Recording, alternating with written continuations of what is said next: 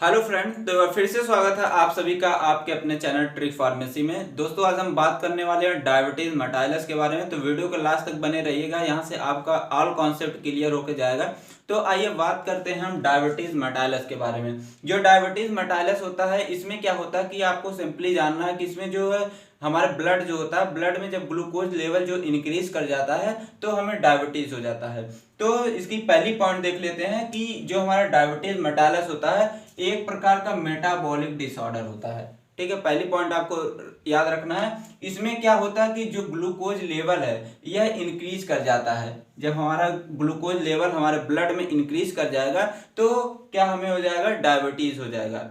ठीक है, तो जो हमारा ग्लूकोज लेवल, अब आपके मन में चल रहा है ग्लूकोज लेवल क्यों इंक्रीज हो जाता है, क्योंकि जब हमारे जो बॉडी में जब हमारा जो पैनक्रियाज होता है यह क्या करता है कि इंसुलिन का सिक्रेशन जब घटा देता है। ठीक है, जब इंसुलिन का सिक्रेशन घट जाएगा तो जाहिर सी बात है कि जो ग्लूकोज लेवल है ब्लड में वह बढ़ जाएगा, तो हमें क्या हो जाएगा, डायबिटीज हो जाएगा। आई होप आपको इतना समझ में आ गया होगा। तो इंसुलिन जो होता है, मैंने यहाँ पे लिख दिया है, यह क्या करता है कि जो ग्लूकोज लेवल है उसको रिड्यूस करने का काम करता है। तो आइए थोड़ा इंसुलिन के बारे में देखते हैं, इंसुलिन कैसे कहाँ से सिक्रेट होती है, थोड़ा ओवरव्यू इसका देख लेते हैं तो आपको कॉन्सेप्ट क्लियर हो जाएगा। तो यहाँ पे देख लीजिए, मैंने बनाया है यहाँ पे पैनक्रियाज, मैंने आपको यहाँ पे दिखाया है। तो पैनक्रियाज में जो हमारा इजलेट एंड लैंगरहैंस होती है, इसको मैंने यहाँ पे थोड़ा जूम करके देखा है। थोड़ा पहले जान लेते हैं पैनक्रियाज जो होता है इसकी जो लेंथ होती है 12 से 15 सेंटीमीटर इसकी लेंथ होती है, और इसका जो वेट होता है 100 ग्राम इसका वेट होता है। ठीक है, तो आइए स्लेट और लैंगरहैंस जो होती है इसको हम थोड़ा जूम आउट करके देख लेते हैं। अगर जूम आउट करके देखते हैं तो इस तरह की हमारा जो स्लेट लैंगरहैंस दिखता है। तो इसमें तीन टाइप की सेल दिखेंगी आपको। एक तो आपको दिखेगी अल्फा सेल दिखेगी, एक दिखेगी बीटा सेल दिखेगी, एक दिखेगी आपको डेल्टा सेल दिखेगी। तो हमारी जो अल्फा सेल होती है यह क्या करते हैं, जो ग्लूकेगॉन होता है उसको सिक्रेट करने का काम करती है। ठीक है, तो आपको यह पॉइंट याद रखना है, तो यह ग्लूकेगॉन को सिक्रेट करती है। तो हमारी जो बीटा सेल होती है, जो सेकंड सेल है, यह क्या करती है, इंसुलिन का सिक्रेशन करती है। ठीक है, तो हमें इंसुलिन से इसमें ज्यादा मतलब है। ठीक है, जो हमारी डेल्टा सेल होती है यह सोमैटोस्टैटिन को सीक्रेट करने का काम करती है। तो आपको अगर इसको याद करना तो मैं आपको एक ट्रिक बता देता हूं, आपको याद कर लेना जिस। ठीक है, तो ये अल्फा हो गया, बीटा, ये डेल्टा। ठीक है, जी फार हो गया ग्लूकेगॉन, आई फार हो गया हमारा इंसुलिन, और एस फार हो गया हमारा सोमैटोस्टैटिन। ठीक है, अब आगे थोड़ा देखते हैं इसको। आपको मैंने बता दिया। ठीक है, अब देखिए यहाँ पे हमारा है एक जो नीले कलर का दिख रहा है आपको, यहाँ पे हमारा है बीटा सेल दिख रहा है, तो हमें बीटा सेल से ही इसमें मतलब है। ठीक है, तो बीटा सेल क्या करता है, बीटा सेल सिक्रेट करता है इंसुलिन का। यहाँ पे मैंने सिक्रेट करा दिया इंसुलिन का, तो इंसुलिन का सिक्रेशन हुआ तो यह आया ब्लड में।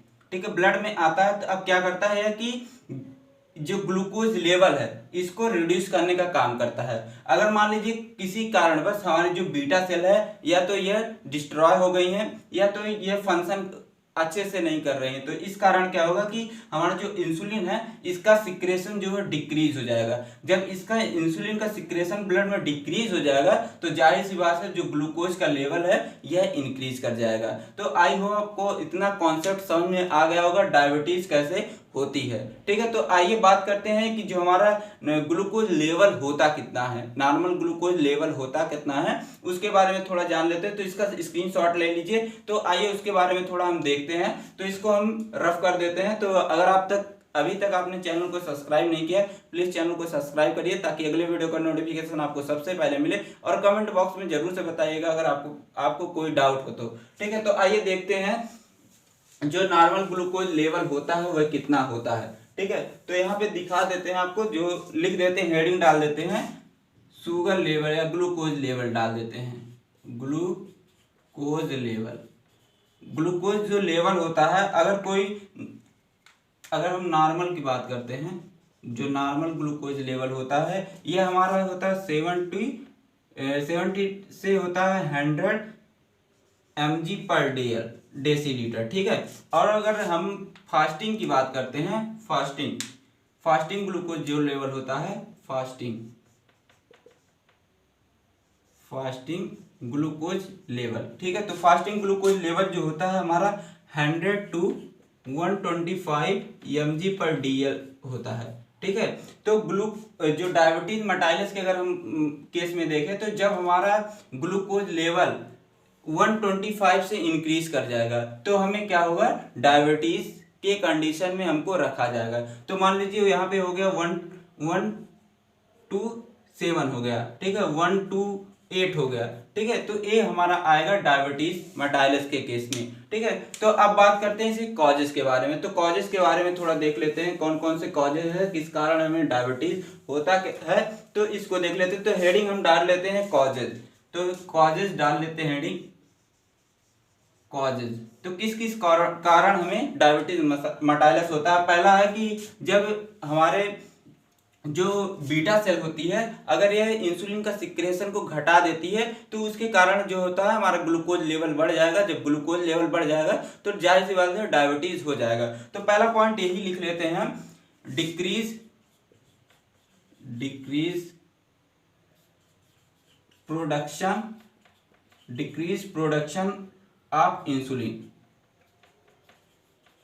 तो पहला पॉइंट यह लिख लिया कि जब हमारा जो जो इंसुलिन होता है अगर इसका प्रोडक्शन डिक्रीज हो जाएगा तो जाहिर सी बात है डायबिटीज हमें हो जाएगा। तो पहला कॉजेज ये हो गया। दूसरा कॉजेज यह लिख लेते हैं कि जब बीटा सेल डिस्ट्रॉय हो जाती है, किसी कारण पर डिस्ट्रॉय हो जाती है तो उसके कारण भी हमारा जो है ग्लूकोज लेवल बढ़ जाएगा। ठीक है, तो यह भी कारण एक प्रकार का है। तो बीटा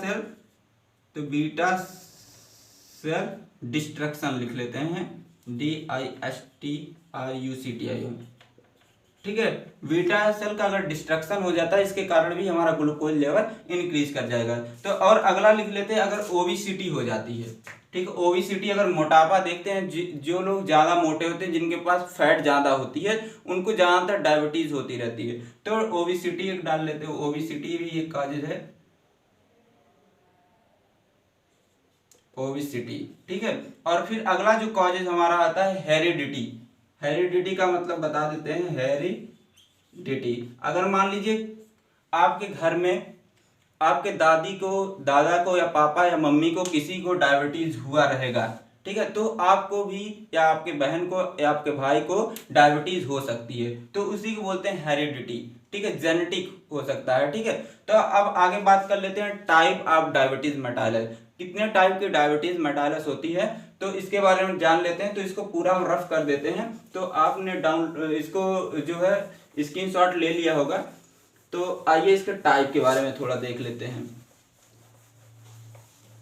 तो हेडिंग डाल लेते हैं type of diabetes mellitus, type of short form लिख लेते हैं DM। ठीक है, तो दो टाइप की होती है डायबिटीज मेटाइलस होती है, एक हमारा इंसुलिन डिपेंडेंट, एक इंसुलिन नॉन डिपेंडेंट। तो IDDM एक होता है, एक हमारा होता है NIDDM। इसको बोलते हैं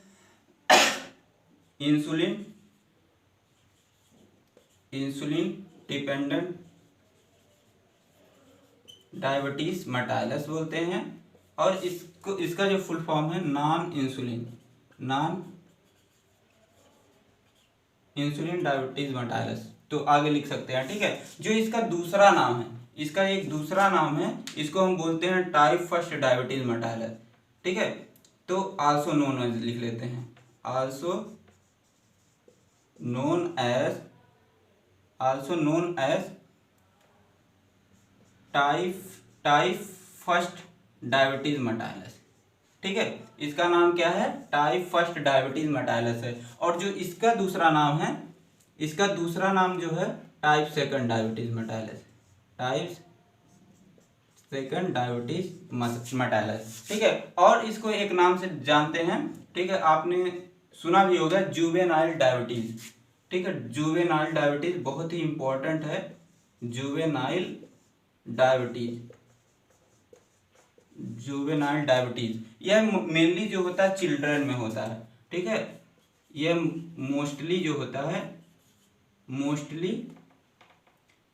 इन चिल्ड्रन, यह बच्चों में ज्यादातर होता है। जो जुवेनाइल डायबिटीज होता है बच्चों में ज्यादा होता है। और जो ये होता है, इसका दूसरा नाम जो है, इसका दूसरा नाम होता है maturity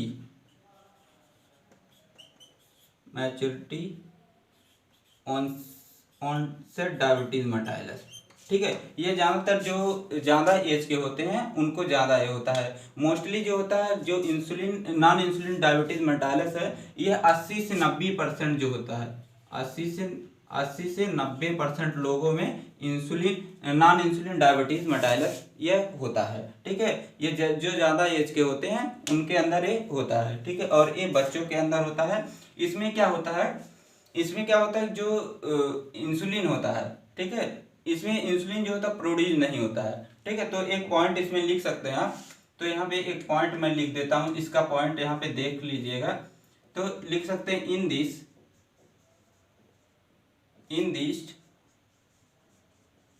type insulin are not produced, इसमें जो है इंसुलिन प्रोड्यूस नहीं होता है। ठीक है, इसमें होता है लेकिन बहुत ही कम अमाउंट में होता है। तो लिख सकते हैं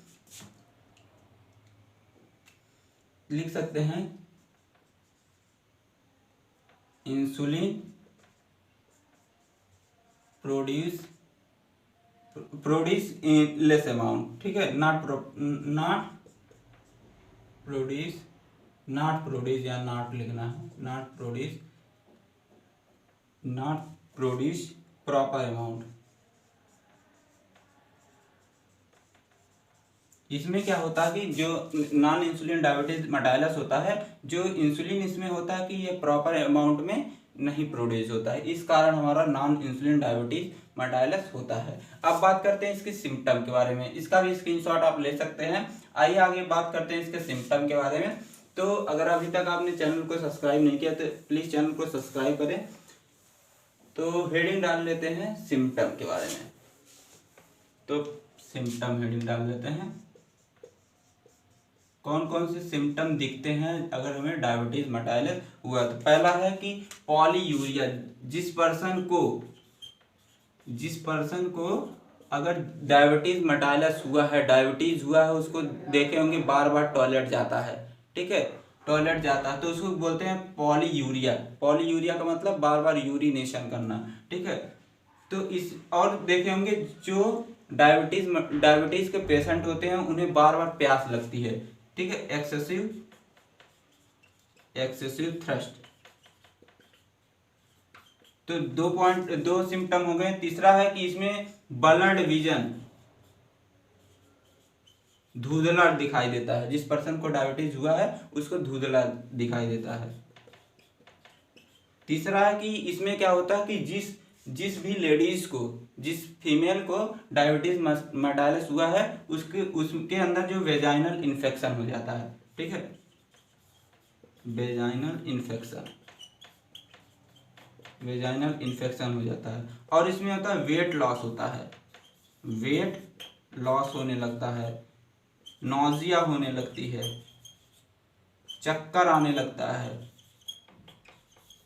फैटिग्यू। ठीक है, और जिस पर्सन को डायबिटीज हुआ रहता है उसको बार बार भूख लगती है। ठीक है, यह फीलिंग हंगरी। ठीक है, उसको बार बार भूख लगेगी। तो ये इतना है सिम्टम। ठीक है, इसको भी लिख सकते हैं। अब बात करते हैं इसके डायग्नोसिस के बारे में। अगर जिस पर्सन को डायबिटीज हुआ है या होने की अगर लग रहा है उसको हुआ है डायबिटीज मेटाइलस, कौन कौन से हम चेकअप कराएंगे, कौन कौन से लेबोरेटरी टेस्ट कराएंगे। ठीक है, तो उसके बारे में थोड़ा देख लेते हैं। तो हेडिंग डाल लेते हैं हम डायग्नोसिस टेस्ट। ठीक है, डायग्नोसिस टेस्ट, कौन कौन से डायग्नोसिस टेस्ट आते हैं डायबिटीज के लिए। तो पहला हमारा आता है ब्लड टेस्ट कराते हैं। इसके लिए इंसुलिन टेस्ट कराते हैं। ठीक है, और यूरिन टेस्ट कराते हैं, यूरिन एनालिसिस करते हैं। ठीक है, यूरिन एनालिसिस करते हैं। ठीक है, ये सब 3 टेस्ट होते हैं जो डायबिटीज मेटाइलस के। ठीक है, तो अब बात करते हैं, अगर किसी पर्सन को डायबिटीज हुआ है तो उसको हम कैसे प्रिवेंट करेंगे और उसको कैसे कंट्रोल करेंगे, तो इसके बारे में थोड़ा देख लेते हैं। तो आइए हेडिंग डाल लेते हैं प्रिवेंशन एंड कंट्रोल। ठीक है, हेडिंग डाल लेते हैं prevention and control. Prevention and control.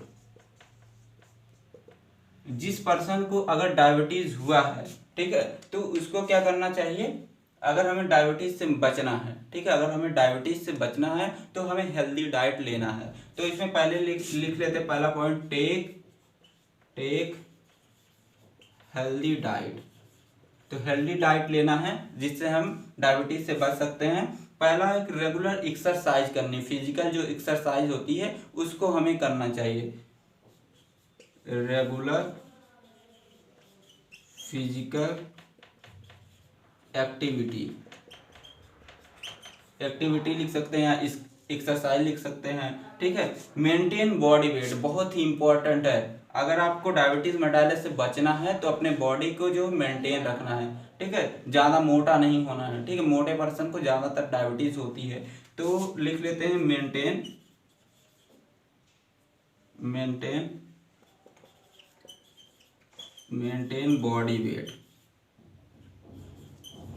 Body weight को मेंटेन रखना है। ठीक है, ज़्यादा मोटे नहीं होना है। और हमें क्या करना है, अगर डायबिटीज से बचना है तो हमें जो तंबाकू का यूज नहीं करना है। अवॉइड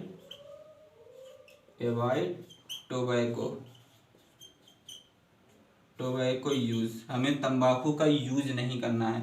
अगला दिया है कि हमें जो है शुगर, जो ब्लड शुगर मॉनिटरिंग होती है उसको करवाना चाहिए समय समय पे। तो लिख सकते हैं ब्लड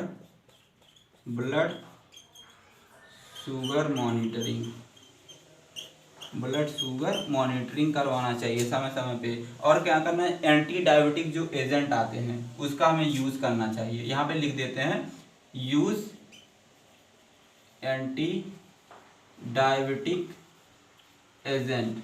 जो एंटी डायबिटिक एजेंट होते हैं, जैसे आपने मेटफॉर्मिन पढ़ा होगा, ग्लिम्प्राइड पढ़ा होगा, तो मेटफॉर्मिन ग्लिम्प्राइड का यूज करते हैं किस कंडीशन में, अगर हमें प्रिवेंशन करना है, अगर डायबिटीज का अगर ट्रीटमेंट करना है डायबिटीज मेटाइलस का, तो हमें एंटी डायबिटिक एजेंट का यूज करना है। ठीक है, और हमें लिमिट अल्कोहल का यूज करना है।